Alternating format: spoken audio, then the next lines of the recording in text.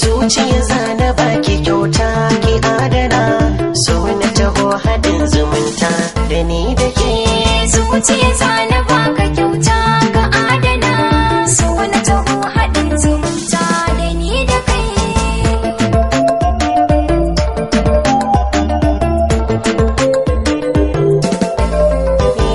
Na yi mafarki na yi gamo, nasara ta biya, amsa kalaman zuciya. Wasu asunan rabo kika yi min matsaya, kin ga arakin tausaya.